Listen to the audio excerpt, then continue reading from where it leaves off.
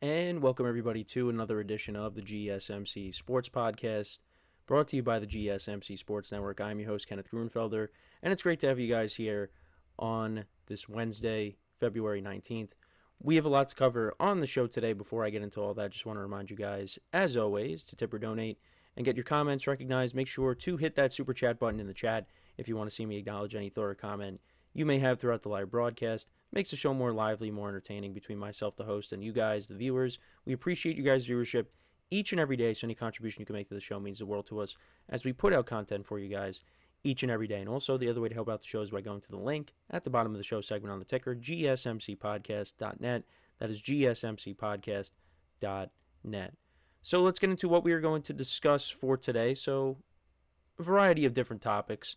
So, we're going to talk about college football. The SEC and the Big Ten, they are meeting. They are discussing a plan to expand the college football playoff. And if their demands are basically not met, they will separate from the rest of college football, from the NCAA. So we'll get into that. We'll also talk about Netflix. Netflix is trying to get a very big piece to the pie when it comes to the NFL. They are trying to get the Sunday afternoon package. So we're going to get into that as well. One of my favorite things to talk about is watching sports on streaming. So we'll get into that. We'll talk about the Blue Jays failing to agree to a long-term extension with Vladimir Guerrero Jr. and where he could potentially end up if he doesn't sign with the Blue Jays after this season. So we'll get into all that. We will also, in the fourth part of the show, so the second half of the NBA starts tonight. Got the Lakers and the Hornets, so kind of a Lakers segment. Give you my thoughts on the Luka trade as well. Obviously it won't be the first game he's playing with the Lakers, but I wanted to give you my thoughts on that as well. And also, it doesn't look like LeBron is going to be playing tonight and for the next couple of games, dealing with his injuries. So just get into all that. And then in the final part of the show, something I was going to talk about on the last show, the football show, but got pushed back a little bit. I wanted to get into Dak Prescott and his comments on the Cowboys and him believing that the Cowboys are close when competing with the Eagles. So I wanted to get into that as well. So let's get into the first topic, which is talking about college football. So like I said, the SEC and the Big Ten are meeting to discuss, and both parties seem to be on board with this. Now it's all about getting everybody else to jump on board, and that is expanding the college football playoff even more. So right now, we're at 12-team format, and look, I really enjoyed it this year. Now, some of the games were not great. There were some blowouts, but I thought it was pretty entertaining. And if it wasn't for this new format, Ohio State, who won the national championship, they wouldn't have won the national championship. They would have been out, especially with that loss to Michigan at the end of the year. So I really did enjoy it. But now the SEC and the Big Ten want to take it a bit further and expand it to either a 14 or a 16 team format. And this is how the structure of this new format would be. So the SEC and the Big Ten, the top two teams from each conference would receive automatic berths in the playoff. So for this season, the top two teams were Oregon and Indiana, so they would automatically get in. And then for the SEC, you'd have Texas and Georgia. They would be automatically in. So now you would have teams ranked 3rd through 6th within the conference. They would compete in playing games to determine the additional playoff participants. So for this season, you would have had Penn State versus Illinois, and then Ohio State versus Iowa. And then in the SEC, you'd have Tennessee versus Alabama and Ole Miss versus Missouri. Now, for the other conferences, the ACC and the Big 12, the top team from each conference gains direct entry. But then the teams that are ranked 2nd and 3rd, they would face off for additional spots. So SMU, they won the ACC this year, so they would get in automatically. But then you would have Clemson versus Miami for another berth. And then in the Big 12, Arizona State, they would have got in. So it would have been BYU versus Iowa State for another berth. And then you would have one spot that is geared towards the group of 5. So that would have been Boise State this year out of the Mountain West. And then there's the at-large spot, which basically would be reserved for Notre Dame because they're an independent team. And they would have to rank within the top 14. Now, this would basically take out the committee because the committee decides most of this, or pretty much all of this, the seedings and all that. Basically, how they would determine, I guess, the matchups, the rankings, or the seedings, it would basically be off of their rankings. So they would base their ranking, they would base how the playoffs are set up on the rankings that the committee puts out. Yeah, so this format reduces subjective decisions as teams earn spots based on conference performance and rankings. Now, the potential drawbacks to this, teams could theoretically lose all non-conference games, yet they still make the playoffs by excelling in their own conference. And scenarios like a 6-way tie for 4th place in the SEC can complicate playoff determinations. Now, if they want to do a 16-team format, this would allow automatic bids for champions of all major conferences, including the newly restructured Pac-12 and American Athletic Conference, or permit the Big 12 and ACC to have 3 teams each. So I think with the 6-team format, like you would still have buys, I think with the 14-team format, but with 16 teams, you'd have no buys. So everybody's playing at the same time, basically. Whereas, you look at the 12-team format, you had, the 4 teams that were on bye. You had 4 teams that were on the bye. And I think pretty much all of them lost, right? Because Oregon lost, Boise State lost. I'm trying to think, who am I missing? I know that, those teams lost, but yeah, the teams that were on the bye were kind of at a disadvantage. Well, actually, let me go back and check on that really quickly. So, yeah, looking at the playoff bracket. So, yeah, we got that, Ohio State. It's not letting me. Oh, wait, here we go. Okay. I don't know why it wasn't letting me. So, yeah, Arizona State had a bye. They lost. Oregon lost. Boise State lost. Notre Dame was the only team that didn't have a bye that won. So I just wanted to go back and look at that. But, you're going to have people that are on board with this new format, but you're also going to have people that are not. And, the SEC and the Big Ten, they have the power to do this right now because they're the top 2 conferences. And, if their demands are not met, right now they could say, all right, well, we're going to do our own thing. So I wanted to get into some quotes from a Yahoo article that I was looking at. So, like I said, there are people that are in favor of this. There are people that are going to be against it. Earlier this week, ACC Commissioner Jim Phillips told Yahoo Sports, the ACC has not cemented a position on a format, but there needs to be fairness and access to the championship. It needs to be a true championship, not artificial, not an invitational. Big 12 Commissioner Brett Yormark says his conference has been exploring predictive analysis on what different playoff models would mean for conference participation if applied in the recent history of the postseason. I'll be armed with data.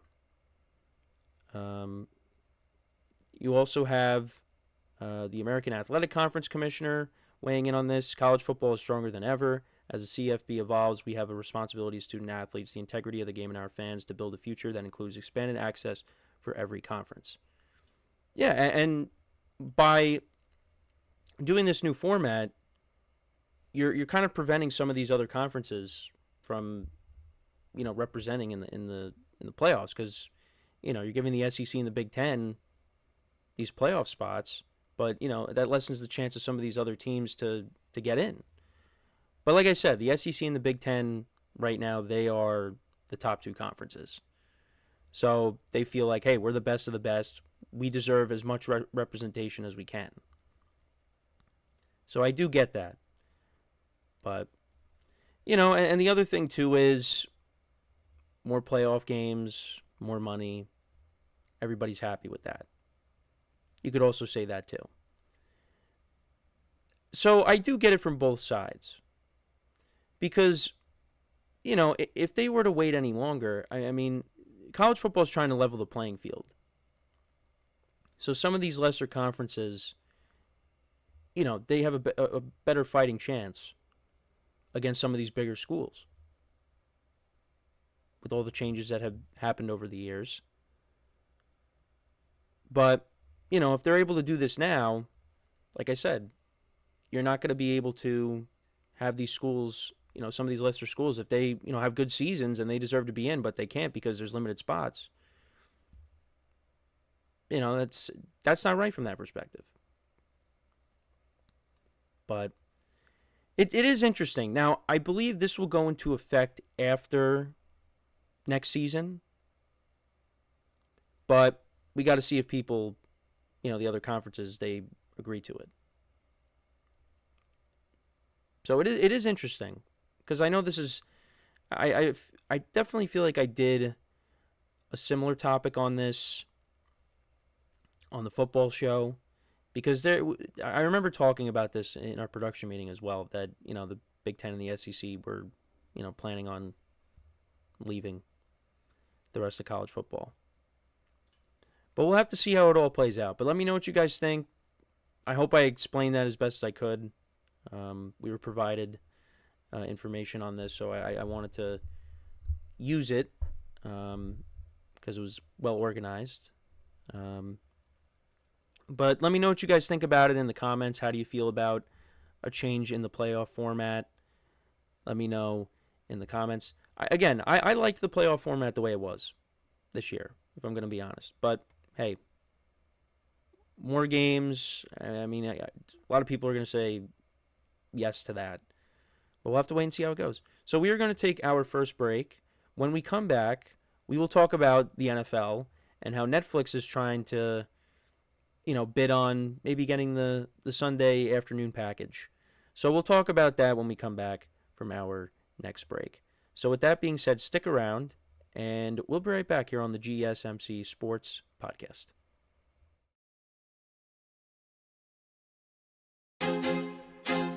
I feel like I'm losing my mind. Is everybody in the world blind? Please, Lord, give me a sign, a sign. I feel like I'm losing my mind. Is everybody in the world blind? Please, Lord, give me a sign, a sign.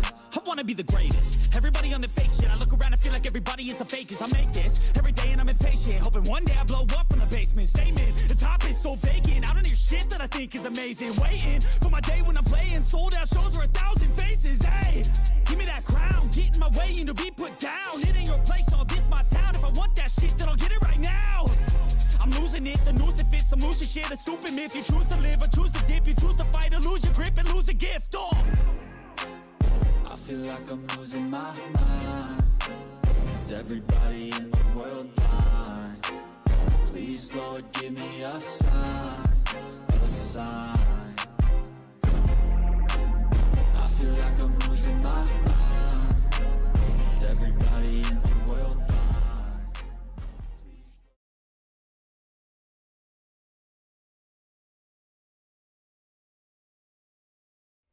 All right, and we are back here on the GSMC Sports Podcast. And for the second part of the show, we're going to talk about Netflix trying to maybe get the rights to the Sunday afternoon package in the NFL. So I did see this on X, and then I looked into it more. And, yeah, this is a legit thing. This is a legit thing. So Netflix, of course, they broadcasted the two games on Christmas, and they got marquee names, doing the coverage and doing the broadcast. And, it was a good broadcast. And I know there were some people that were skeptical of it because of, some of the issues with some of the other sports, the WWE, that there was, or not the WWE. It was the Jake Paul, Mike Tyson fight. How that was buffering. People were dealing with that. And, there were some concerns about it going into the 2 games, but it was fine. It was fine. Now, you guys know me. I'm all about tradition. I'm all about keeping things the way they are. So, naturally, I'm going to tell you I'm not a fan of this. Now, for Netflix, it's easy accessible. It's easy to access for me. But it's just, having to go to a streaming platform and pulling up my game that I want to watch. Rather than, hey, turn on the TV, go to the channel, and there you go. Now, for a majority of the year, pretty much the whole year, I was watching Red Zone. Any kind of Red Zone. Or just a Sunday ticket. Because, being from the New York area, the teams that I'm forced to watch weren't very good. So I would be trying to watch games that were better. Or at least just skip around to other games. So this is a big deal, though. This is a big deal because for years now, CBS and Fox have owned those time slots. And Netflix, they dipped their toes into the NFL, and the numbers did good. The numbers did good with the 2 games that they aired. Now, were the games great? No, because they were 2 blowouts. Kansas City blew out Pittsburgh, and the Ravens blew out the Texans. Now, I think when Netflix originally took those games, and I thought to myself, yeah, these games aren't going to be that bad. Yeah, they were awful. They were awful. Now, Fox has had the rights to the NFC package. Fox acquired the NFC package from CBS in 1994, and CBS snatched the AFC package from NBC in 1998. I mean, Sunday afternoon has been controlled by those 2 networks for years. Now, they've kind of changed some things where you have, like 2 AFC teams will be playing on Fox or 2 NFC teams will be playing on CBS. They sometimes will do that. Which, to me, growing up, yeah, AFC teams would be on Fox. AFC matchups would be on Fox. Now, or AFC matchups would be on CBS. NFC matchups would be on Fox. And then, you'd have times where, there'd be an NFC team playing an AFC team on CBS or vice versa. But this is the interesting part. Now, this is on NBCSports.com. So the current broadcast deal runs through 2033. However, the league has the right to pull the plug on the deal 4 years early, and it likely will. So it is possible that we could be watching Sunday afternoon games, not just on Christmas, but regular Sunday football on Netflix. So I'm telling you right now, if you are watching this and you don't have a Netflix account, you better make one because it's coming. It is coming. And I feel bad for the older generation because it's just now look, I have my grandma, she has access to these streaming platforms, so it's not going to be a problem for her, but there's going to be groups of people that they're going to be like, what happened to football? Now I got to go and get this Netflix and pay, extra money. I get it. It's tough. It is annoying, but that's just where everything is going. That is where the Super Bowl will be going at some point. And maybe you might have to pay to watch the Super Bowl. Maybe it's a pay-per-view. I hope not, but it's going to happen at some point. Because if Netflix didn't do well, then then they wouldn't be bidding for the NFL. Well, we don't know that. We don't know for sure. It's a hypothetical, but they did do well. Even though the games were not great, the simple gameplay, but people tuned in to watch the games. So Netflix takes that and goes, okay, well, we want to take it a step further. We want to control Sunday. And it's possible that it could happen as soon as, I guess, this year, this upcoming season. So we'll have to wait and see what happens there. Now, you figure if that does happen, a lot of these broadcasters are going to go over to Netflix. But it just, now it's like, well, how are the playoffs going to shape out? I mean, are the championship games are going to be on Netflix? Because Fox and CBS have been doing the championship games for years. Not just, I mean, obviously they've been controlling, the regular season, but now Netflix. So the NFC Championship game, the AFC Championship game, they're going to be on Netflix. That means they'd be one step closer to getting the Super Bowl on a streaming platform. And I don't want that to happen, but that is where we're going. There is nothing that we could do about it. We are just going along for the ride. We are going along for the ride. But we'll see. We'll see. I mean, maybe they get, games like they got on Christmas where, you'll have like an exclusive game on Netflix. Maybe it's for the international games. Because that's also a possibility. Because a lot of times those games will be on NFL Network. I know ESPN Plus. It could be something like that. But I don't know. They want everything. That's a big chunk of the pie. And then you figure, another streaming platform's going to come in and say, we want Sunday Night Football. I mean, now NBC owns Peacock, but, and you got Amazon that already has Thursday Night Football. So, we'll see. We'll see how it goes. But it's just something that was interesting that I thought I should cover. Because that's where everything's going. Everything's going. You got all these apps that you need. I just downloaded the Gotham Sports app last night. Just in case if I'm on the go and, there's a Yankee game I want to watch. I could put it on my phone. It's a combination of the Yes Network and MSG, the MSG app.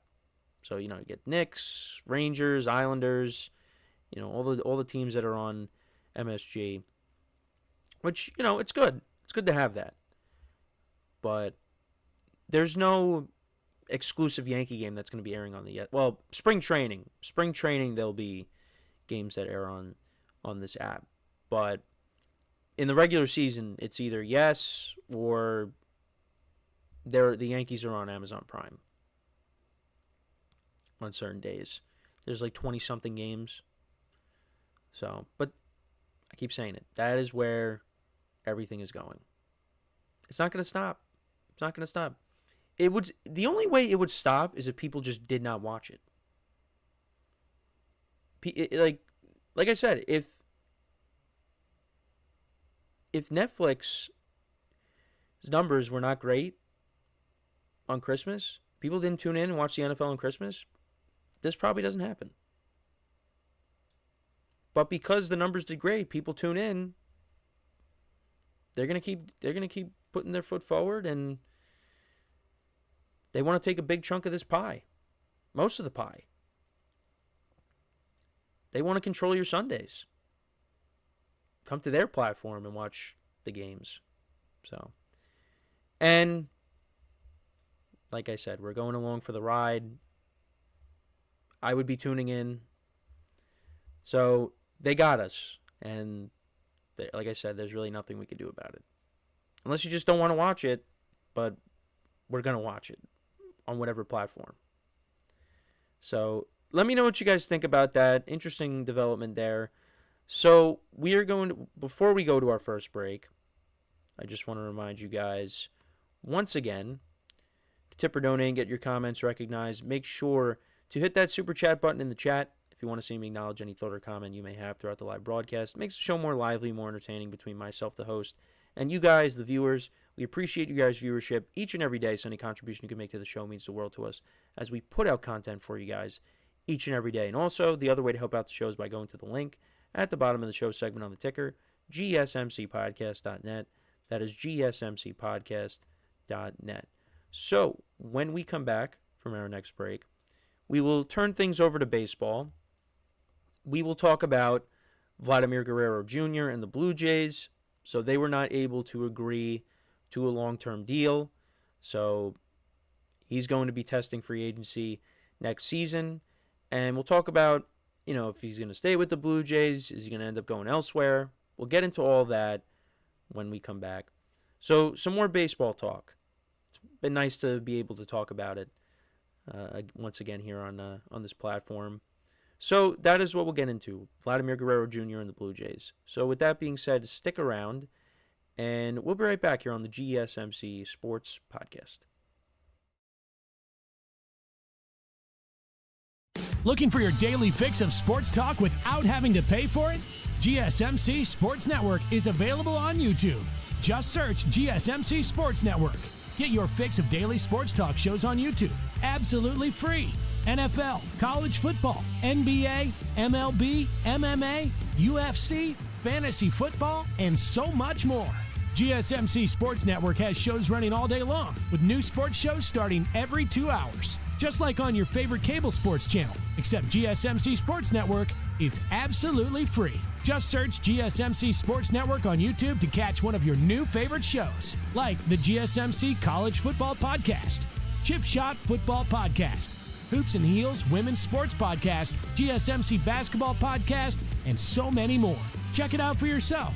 GSMC Sports Network, now available on YouTube absolutely free. Search GSMC Sports Network on YouTube right now.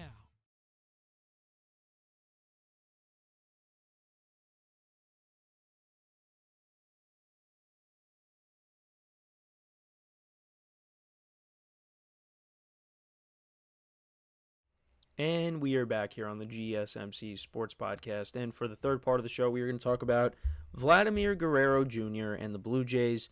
So they failed to reach an agreement on a long-term deal, and he's going to test free agency after the 2025 season. And, I said, is he going to come back? Is he going to go to another team? I believe that this will be Vladimir Guerrero Jr.'s last season with the Blue Jays. I think he's going to end up playing elsewhere. And the top two destinations, the top two favorites, it's the Red Sox and the Mets. Now, there's ties there. You got Rafael Devers with the Red Sox, and then, with the Mets, you got Juan Soto. So, I think Vlad would want to go play with one of those guys. Now, he does love being a Blue Jay, and he wants to stay, but at the same time, if the numbers aren't what he wants for a new contract, he's going to be playing elsewhere. And I just think Steve Cohen with the Mets, I'd probably lean towards him going to the Mets because of how Pete Alonso's deal is structured. Now, if Pete Alonso has a really good year for the Mets, he's going to opt out. And if he opts out, well, now the Mets have an opening at first base. And Vladimir Guerrero Jr. is available. So they would probably sign him. And Steve Cohen, like with Juan Soto, he will outbid everyone. No one is going to offer him more money because it's going to be exactly what it was with Soto. If it's the Red Sox and the Mets or the Blue Jays, and they're bidding, Steve Cohen is going to keep going higher and higher and higher until the other team is going to say, yeah, we're good. We're done. So I would say Vlad is going to end up there. I do think because there's, the rumblings about it. And like I said, if Pete Alonso has a good year and he opts out, there you go. But could the Blue Jays somehow sway him to stay, it's possible. But the fact that they were negotiating and they were not able to come to an agreement, and it seems like they were apart on the numbers, it's not encouraging. And the Blue Jays are a team that, over and over again, these last few off seasons, you hear their name connected to some of these big free agents. They were in on Ohtani, they were in on Soto, and they walked away with nothing. There was that instance when Ohtani was a free agent, and there's people tracking a plane that is flying to Toronto, and they're saying, that's Ohtani, he's going to be a Blue Jay, and that ended up not being the case. People were going crazy.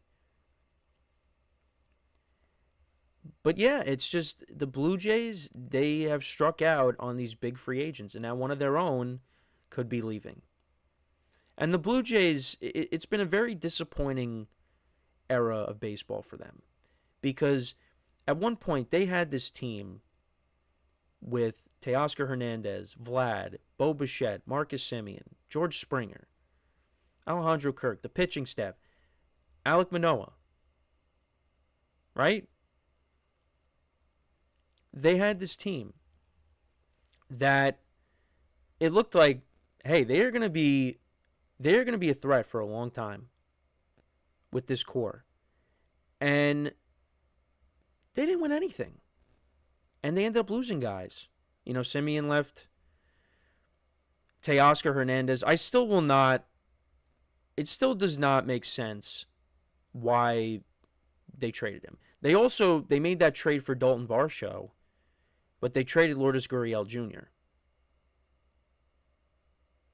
And then I think they also traded someone else in the deal too. That ended up turning out to be a good player. Was it Perdomo on the Diamondbacks? And he actually recently just got an extension.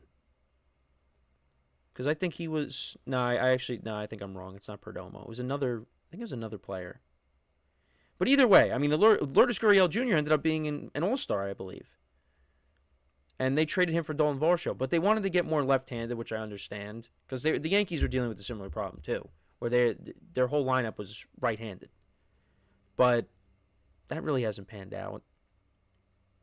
But now, the pitching staff, Chris Bassett, he was good. But now, he's not. He's kind of declined on a little bit. They've just been a disappointment. And going into this year, do I think they're going to be an awful team? No. But I think they're just, they're going to be a team that's going to be on the outside looking in. They've just been so disappointing. Bo Bichette's probably going to be gone too. Who knows? He could be traded at the deadline if, the Blue Jays are completely out of it. Well, then again, I mean, they did sign Santander, so that they've attempted to improve this lineup. And I think Santander is going to be good for them. And he's a switch hitter, big bat in that order. So maybe I'm jumping the gun here on them being on the outside looking in. Maybe they make it as a wild card. I don't think they're going to be awful, but I don't look at this team right now and say, hey, this team is going to be a World Series contender.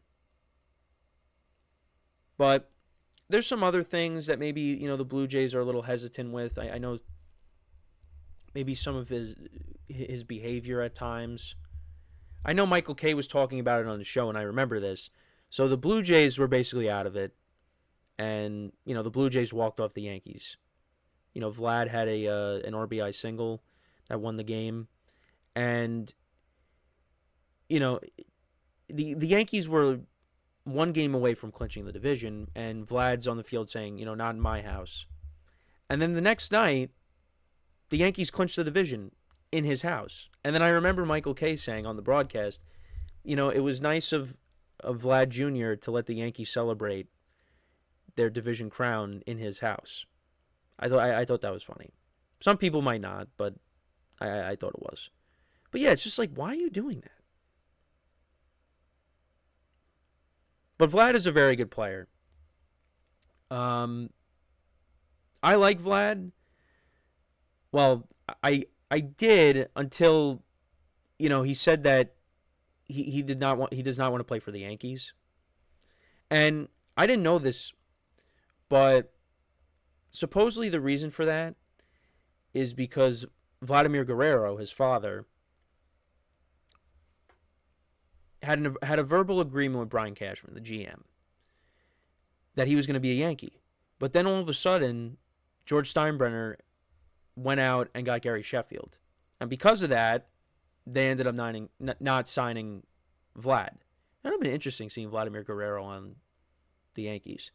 But that, I guess, was a reason why Vlad Jr.'s kind of held this grudge against the Yankees. So he did meet with the media. Now let's get back to Vlad Jr. even more here. So he basically said they had their numbers, I had my numbers. This is through his interpreter. And basically said what Juan Soto said. Now they're going to have to compete with 29 other teams. So basically every team has a shot. Not really, but that's what these guys are trained to say when they're asked about their contract. So he has a career .288 batting average. He's entering his 7th season. He's hit at least 30 home runs in 3 of the past 4 seasons. And he's driven at least 90 runs in each season since 2021. But yeah, I mean, this could be another free agent that the Blue Jays miss out on. And the fan base is going to lose it if that ends up happening. So to kind of look at his stats overall over the last several years. So he came up back in, I think it was, 2019? Yeah. So in 2019 came up, 15 home runs, 69 RBIs. His best season was his 2021 season, and that was a very good year for the Blue Jays. He had 48 home runs, 111 RBIs, 86 walks, a .311 batting average, a .401 on-base percentage, a .601 slugging, and basically an 1,000 OPS. And then 32 home runs in 2022, 97 RBIs in that season, 26 homers, 94 RBIs in 2023, and then last year 30 home runs and 103 RBIs. And batted .323, .396 on-base percentage, .544 slugging, and then a .940 OPS. So he was really good last year, and he didn't play in 3 games. He played in 159 games. Since 2021, yeah, I mean, he missed 1 game in 2021, missed 2 games in 2022. He missed 6, so that's 9, and then, so over the last 4 seasons, he's missed 12 games. He's durable. Guy plays pretty much every day. So whoever ends up getting him, that's, now obviously when you get older things change, but he's 27. That's the other thing too. And he's going to hit the open market at, actually no, what am I saying? No, he's 25. My mistake. I don't know why. Well, he's number 27. I don't know why. Well, I guess that's when. Either way, you're getting him at 26, 27 years old after this season. Because he's going to be 26. He's going to be 26 in March. So, yeah, I mean, it's like Juan Soto. Now, I think Juan Soto is a better hitter, better player than Vlad. But Vlad is really good. Vlad is up there as one of the top players in baseball. Especially coming off of a year like he did last year. So, yeah, whoever gets him, they're going to be lucky. I mean, if the Mets got him and Soto, I mean, that is to go along with Lindor. Or if, he went to the Red Sox and you pair him up with Devers. Now, the Yankees, are obviously going to be in the mix, but I don't see him going to the Yankees. I just don't see it. But only time will tell. Only time will tell. And if you give him a 10-year contract, that takes him to when he's about, 36, 37 years old. Rather than, Juan Soto, last 4 years of that contract, it's going to be kind of rough. Because the contract that he signed with the Mets, it takes him till he's 41. So it's going to be rough. But we got ways to go before that.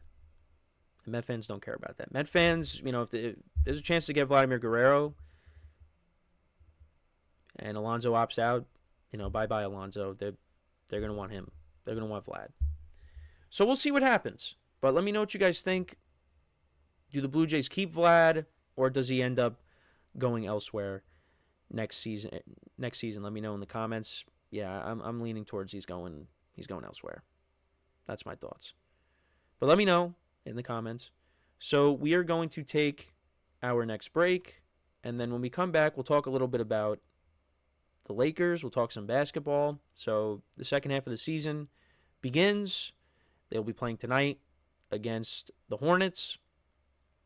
And, I wanted to give my thoughts on the Luka trade and, what to expect from the Lakers going into the second half. So with that being said, stick around, and we'll be right back here on the GSMC Sports Podcast.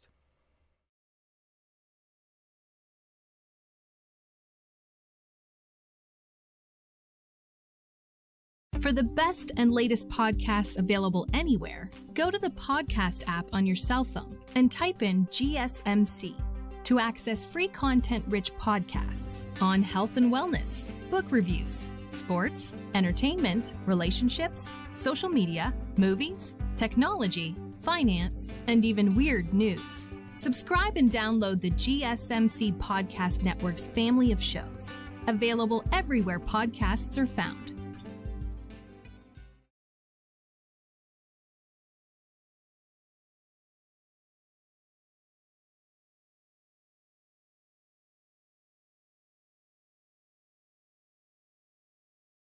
All right, and we are back here on the GSMC Sports Podcast. And for the fourth part of the show, we're going to talk about the Lakers, what to expect from them in the second half, talk a little bit about the Luka trade.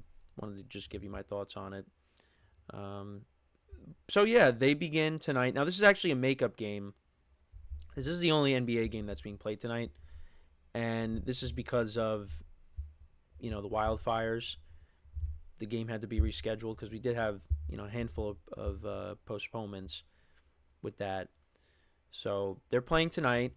I don't know if LeBron is going to play. It doesn't seem like he's going to. The Lakers, they seem to be on the side of let's give him extra rest and make sure that, he's good to go when we need him, because they're going to need him for the playoffs. They're not going to go on a run without LeBron James. And it really is incredible what he's doing at 40. And he talked about it. He said he could go on for really as long as he wants, but he's not going to. It's going to be at least another year or two, I guess, before he retires. But yeah, he's been dealing with the foot and an ankle injury, so they want to preserve him and make sure that he's ready to go when he needs to be. So we will see Luka Doncic tonight, I would imagine. Lakers are 12-point favorites against the Hornets. The Hornets are not a very good team. So I think the Lakers should win tonight, even without LeBron. But then again, they split the two games with the Jazz. So and the Jazz aren't very good. So who knows? Who knows? The NBA, things happen. Because they beat the Jazz 132-113, and that was in Luka's debut. He had 14 points. So in the two games with the Lakers, both against the Jazz, he played 24 minutes the first game, 14 points, 5 rebounds, 4 assists, 1 turnover. And then in the second game against the Jazz, Lakers lost that game. He played 23 minutes, 16 points, 4 rebounds, 4 assists. But he had 5 turnovers in the game, so that's not great. That's not good. And he had 1 steal. So, right now the Lakers, they're in a good spot. They got the 5th seed. They're a half game behind the Rockets for the 4th seed, so they're maybe looking to pass them. And 3.5 games behind Denver, 2.5 games behind Denver. Can't do math. 3 games behind the Grizzlies, and then you got the Thunder, who are just running away with the West. They're the number 1 team at 44-10. So, I think the Lakers could definitely improve where they are in the standings, but they could also go the other way. And if you're a Lakers fan, you don't want to see that. I think with Luka and LeBron, they're going to win a lot of games. The problem is, and we talked about this in our production meeting, it's, the defensive side of the ball. They're going to be getting into,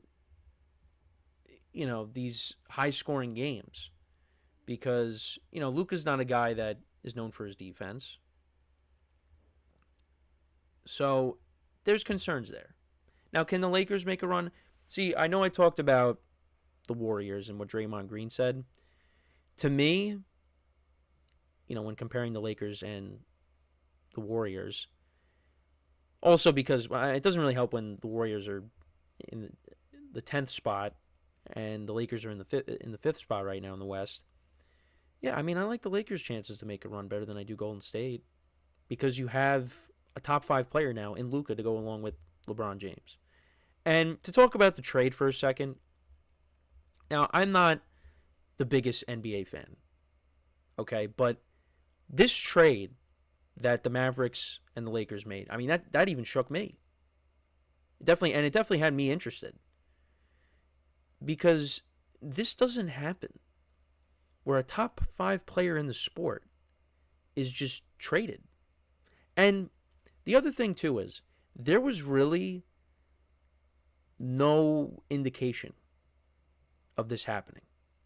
This kind of just happened because I remember I'm ready to go to sleep, and then all of a sudden, I see my phone is blowing up, and I see in my group chat with my friends that this trade is happening. Now, initially, we didn't believe it because we're like, oh, maybe, because Shams reported it, and we were saying, yeah, maybe his account got hacked. There's just no way. But then you start seeing, ESPN's social media account is posting it. And suddenly you're like, yeah, this is legit. This is legit. And already for the Mavericks, it's not panning out because Anthony Davis is out indefinitely. Gets hurt the first game he plays with the Mavericks. But it's just, why would they do that? Now, Mark Cuban, he's not the majority owner anymore of the Mavericks. He kind of sold most of his, stock in the team. And even he didn't know about this. And, he had a quote that, basically saying, yeah, never getting rid of Luka. It's not happening. But even he didn't realize that this was going on. So, yeah, no, it's crazy stuff how a player of Luka's caliber ends up getting moved. And it is good for the Lakers because, again, LeBron is not going to play for that much longer. So, when LeBron leaves, you kind of just, and I apologize for my camera issues here. When LeBron retires, it's now Luka's team. Now he is the next, face of the franchise. So that was easy for the Lakers, right? But, yeah, what a crazy trade. And, oh, wow, that did not help at all. Did not help at all. I couldn't believe it. I couldn't believe it. So I'm really curious to see how it goes. I'm curious to see how it goes in the postseason. Now, do I think the Lakers are going to win the title? I don't. But I think, they can make a run in the Western Conference. It could happen. Yeah, so we're dealing with some technical issues here. With my camera, as usual, as per usual. Always happens. Well, actually, no, we've been kind of good as of late. So, yeah, we've been kind of carrying, we talked about tradition. It is tradition for my camera to not work, no matter what show I decide to do. Now it's just completely turned off. Nice. Yeah, so, but anyways, I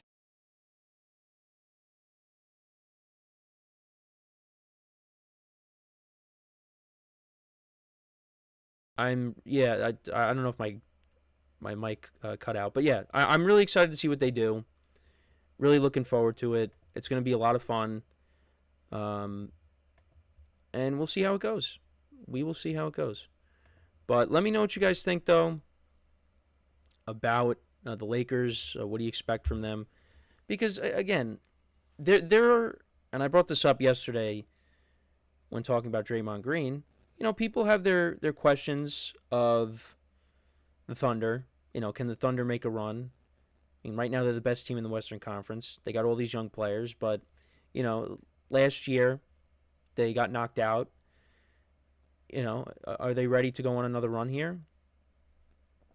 You got Memphis. They're back to being a good team with John Moran coming back, and then you also have the Nuggets, of course. They won the championship a couple years ago with Jokic and Jamal Murray. I mean, they're gonna have something to say about it. And the Lakers, they're always matching up against Denver, and they always end up losing. So, yeah, we'll see how it goes. But, and the other thing too is, the Lakers, they signed a big that's not really, earth-shattering, because they were trading for Mark Williams from the Hornets, and that trade ended up not happening because with the injuries. But the Hornets were trying to get that deal done, and the Lakers would have traded Dolan Connect, but now he's staying. So, but and then there's what if they went out and they got Dwight Howard? It's not happening. It's not happening. And there's people saying, why did the Lakers break up that team after they won in the bubble? I don't know. But, yeah, no, Dwight Howard, his days are behind him in the NBA. It's not going to happen. So, but I honestly, right now, I think it's going to come down to who's going to knock off the Celtics in the NBA. They could be a team that goes for a repeat. I know the Cavs are doing really well, but I think the Celtics beat them in a 7-game series. And then you look in the West, and kind of a chalk take, but it's going to be really tough to knock them off because they're a deep team. They got stars all over the place. I'd like to see the Knicks do something, but, something tells me that's not going to happen. But we'll see. It begins tonight, second half. We'll see what Luka brings to the table tonight. Probably going to be no LeBron, but I think the Lakers still win tonight. They should, right? They should win, but anything is possible, like I said before. But let me know what you guys think about the Lakers' second half. What are your expectations for them? For Luka in the second half, for LeBron, let me know in the comments. So we are going to take our final break of the show now. And then when we come back, we'll get back to some NFL talk. We'll talk about what Dak Prescott said of the Cowboys, what he had to say, comparing the Cowboys and the Eagles, and how the Cowboys can compete with the Eagles. They're very close. The gap is very close between the two teams. So I'll give you my thoughts on that. Like I said earlier in the show, this was something I did want to touch upon on the football podcast, but never really got a chance to. But figured, I guess, we'll throw it in here today and discuss it. Two NFC East rivals. Now, the Eagles, of course, are just coming off of a Super Bowl championship, but, Dak's got the confidence that they can go out and they could beat these guys next year. So that will be what we discuss in the final part of the show here. So for one final time today, stick around, and we'll be right back here on the GSMC Sports Podcast.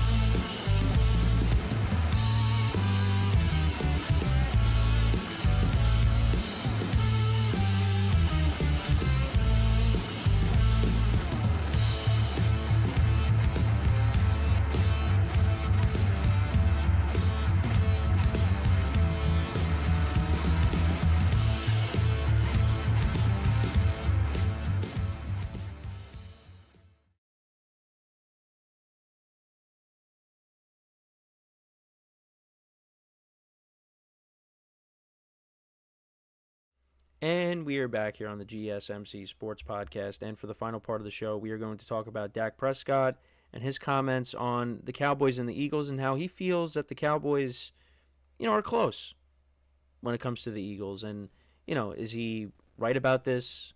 How do we feel about that? So, this is basically what he said regarding the Eagles. I feel like we've competed with the Eagles and beat them for the most part when we've played them. I don't want to say check the record when the other guy's holding the trophy right now. So credit to them. They've earned it, and they deserve it by all means. But, yeah, we're very close. Now, the Cowboys, they're coming off of a disappointing season. Also, Dak said, especially even watching the NFC Championship and those two teams that we've battled against each and every year a couple of times. As I said, feel confident that we've got the better part each and every time. But just seeing such a dominating fashion in the Super Bowl against the Chiefs, credit to them. It's our turn. It's on us. But I don't necessarily agree or disagree with Dak when it comes to the Cowboys competing with the Eagles, because Dak Prescott has done well against the Eagles. They split in 2023. There were two very close games. The Cowboys could have swept the Eagles. And then this year, we really didn't get to see what Dak Prescott and the Cowboys could do against the Eagles because, Dak Prescott got hurt. Now, if Dak Prescott did play in these games, I don't think it would have went well for him regardless, because he wasn't doing that great before the injury. Cowboys as a team just were not doing that great. And, the Eagles beat them both times pretty good. And the second game was without Jalen Hurts. They had Kenny Pickett and Tanner McKee. And they won, 41-7 the final score was in that game? I think the Cowboys can narrow the gap, though, because, you got CeeDee Lamb, you got Dak.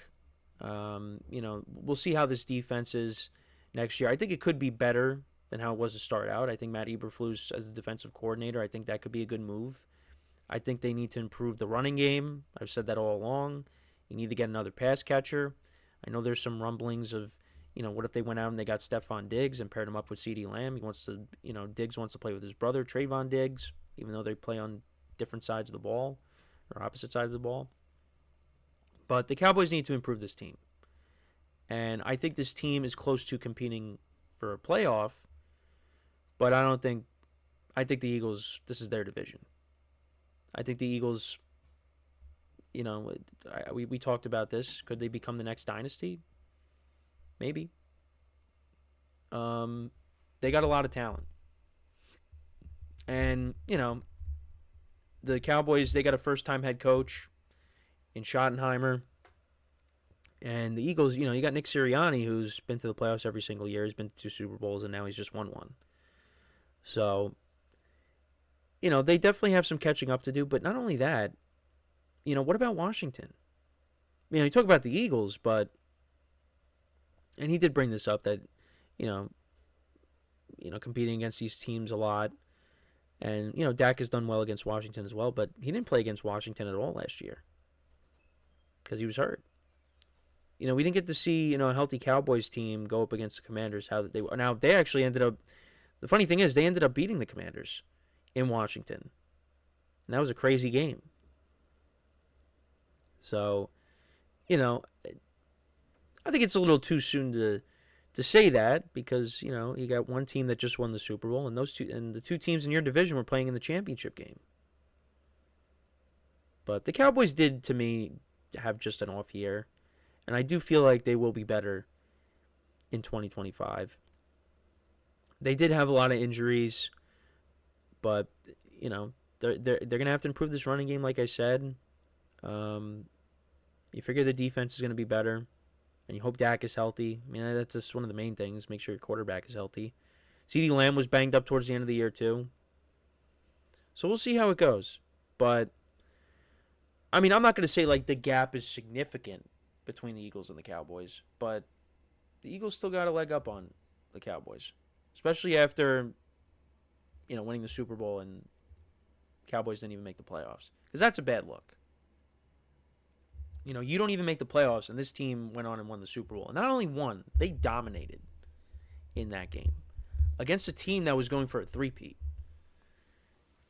look, I don't think the Cowboys are a Super Bowl contender. I mean, look, they just missed the playoffs. But even with a healthy squad, Dak Prescott needs to, first of all, Dak Prescott needs to get past the second round. And then we'll talk. Because he's been in the league now. This is now what, his 10th season? I can't believe it already. I remember his first game against the Giants like it was yesterday. And now he's going into his 10th year. But he only has 2 playoff wins. And his rookie season, he was the 1 seed. And they lost Aaron Rodgers. You know, you beat a Seahawks team that maybe, shouldn't have gotten in, but they did because you got a great coach and a great quarterback at the time in Russell Wilson. They knocked them off. And then you beat Tom Brady. You beat the 8-9 Tampa Bay Buccaneers. Those are your 2 playoff wins. And then you get to the second round. You lose to the 49ers. And then they ended up losing. They lost to the Rams in 2018. I got to see more. Dak puts together good regular seasons, but he gets to the postseason and it just doesn't deliver. They got upset by the 7th seed, and now, they missed the playoffs in 2024. So, yeah, they need to make some improvements. But I don't think with Brian Schottenheimer, I don't think he's the answer. That doesn't mean I think the Cowboys are going to be bad, but I don't think they're going to be a team that you're going to look at them and say, yeah, with Brian Schottenheimer at the helm, this team is going to make a deep playoff run. On top of, they got to improve the roster as well. So I think there are things the Cowboys need to focus on first before they start focusing on, hey, we're close with this team. So, but like I said, Dak Prescott has played well against the Eagles. But the Eagles are a different team. I mean, 2023, that collapse by the Eagles, they're a different team. They're a different team. They got off to a little bit of a slow start, but then they kicked it into gear and they only lost 1 game. After they were 2-2, they only lost 1 game. And that game they could have won. They are really good. They're good in all facets of the game. They have a dynamic running game now with Saquon Barkley, top offensive line, solid quarterback, good weapons. Every unit on the defensive side of the ball is solid. Some of the guys could be leaving. Zach Bond, hopefully, they can get him back. Well, as a Giant fan, hey, Giants, go out and get him. Stealing from the Eagles. But they are loaded from top to bottom. The Cowboys have good players on this team, but there are some areas they need to address. And we'll see what they do. Running game, this is a loaded running back class that's coming up. So they got to address that. I feel like offensive line maybe could be an area they could add to as well, the defensive side of the ball, but we'll see. We'll see what happens. But let me know what you guys think, though, about what Dak said. Do you think the Cowboys are close to the Eagles, competing with the Eagles? I don't think there's a significant gap. Like, with the Giants and the Eagles, that is a significant gap. But when you're talking about the Cowboys had an off year.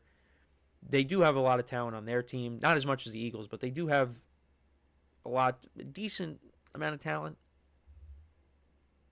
So, gap is definitely closer than it is, when you talk about the Giants and the rest of the division and the Eagles more specifically. But they got some work to do with the team. And the other thing is, this quarterback, you want to be as good as the Eagles, you got to show up in the playoffs. Got to show up in the playoffs. Because in the regular season, yeah, Dak is solid. But you get to the postseason, it's a whole different thing. And you could point to his playoff wins, like I said, and say, yeah, I'd like to see you go on the road. Like, if he went on the road and he beat the 49ers and he played well, that would have been impressive. Or, you were the 1 seed. You had home field advantage when you were a rookie.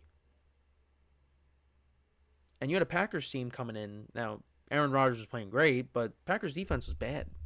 But they were behind. And they had to come back. They tied the game, but then, Rodgers, made that throw to Jared Cook. And, they ended up winning the game. And at that time, you're like, all right, well, Dak's a rookie. But now, here we are, and has not gotten to a championship game. I don't know if he is ever going to. Now, I don't think the NFC is as loaded as it once was, but there are teams you look at and you say, yeah, they're better than Dallas. They're better than Dallas. There's a handful of teams that are better than Dallas. So, that's kind of my thoughts.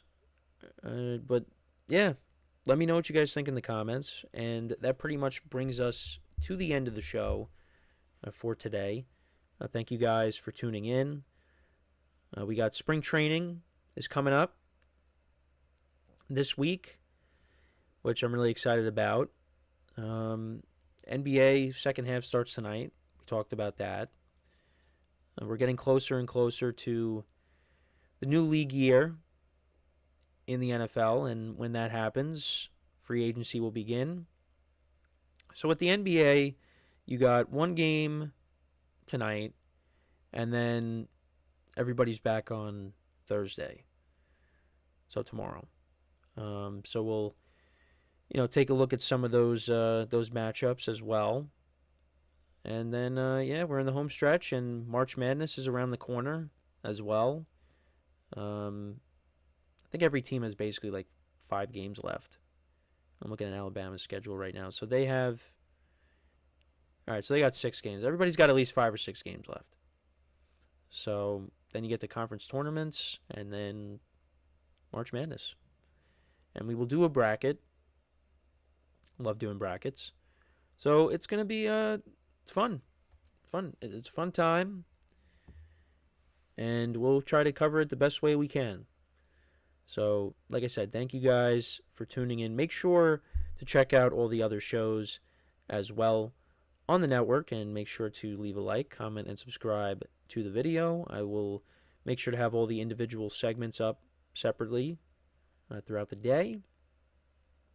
And, a couple more days, and then, first week in the books as the GSMC Sports Podcast host.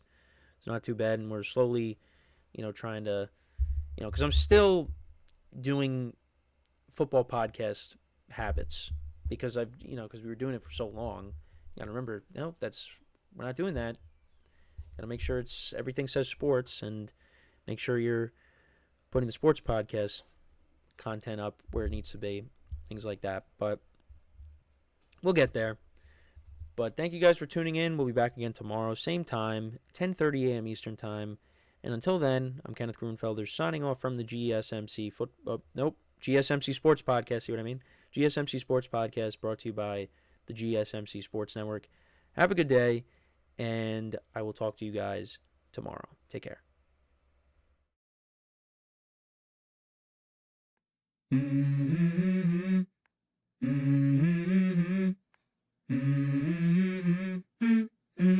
Let's go. I wake up to a little bit of drool on my pillow, feel like it's gonna be a bad day. Yeah, I'm tired of shit.